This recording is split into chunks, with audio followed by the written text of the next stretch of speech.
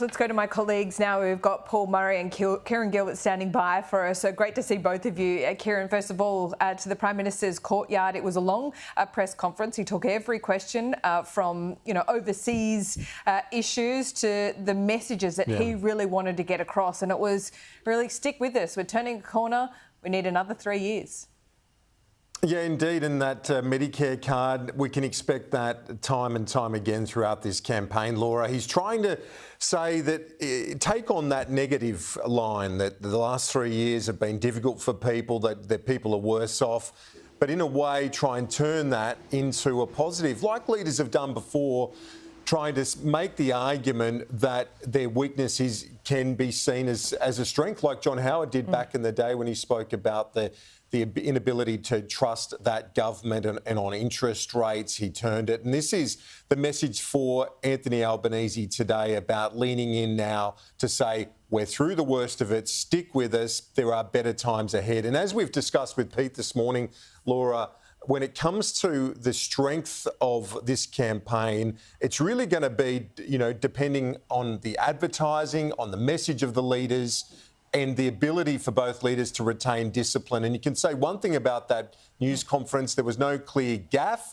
That in itself is a decent start, because we know how poorly the campaign went early on for the Prime Minister last time around. Yeah, that's right, Kieran. I mean, that's a pretty low bar to start a campaign, I would say. But yeah, we all remember what happened 3 years ago when Andrew Clennell put that question to the Prime Minister, well, the opposition leader at the time, about what the interest rate and the unemployment rate was. He couldn't actually, he got it completely wrong. He couldn't name either of those, particularly the unemployment rate. Paul Murray, it's really interesting to see where he's gone this morning. No big surprises, but he's trying to paint Peter Dutton as dark, as someone who doesn't have a positive message about the country. But that's not the vibe I got from the budget in reply last night, and I don't think that's what we're going to get from Peter Dutton when we hear from him a little later today.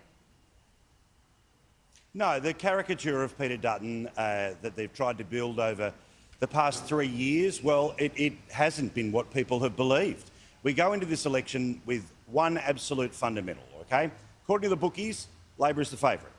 It would be traditional. First-time government loses a few MPs. Remember, Malcolm Turnbull blew away, more than a dozen MPs in his first, in his only attempt to stay in office. The same with Julia Gillard before. He doesn't have a big backbench. This bloke is only just in majority, so the expectation is that normal electoral gravity will take a few seats away.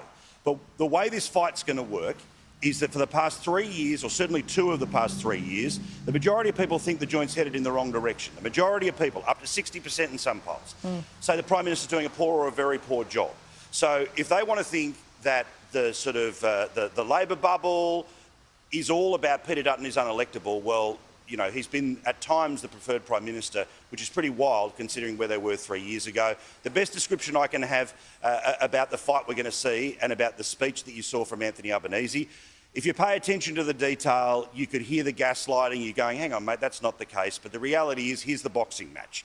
This was a bloke who was punching in every possible direction he could, hoping to connect with everything from running against Donald Trump to Scott Morrison to an imagined version of Peter Dutton. Peter Dutton, he's got one big punch, but when it lands, thump, thump, thump. And by the way, a little note, yes, the election may be 33 days away, but in just 22 days from now, people start to vote early, and more than half of the country does that now. Yeah, that's right. And that's why when you announce the campaign or dissolve the parliament, it really matters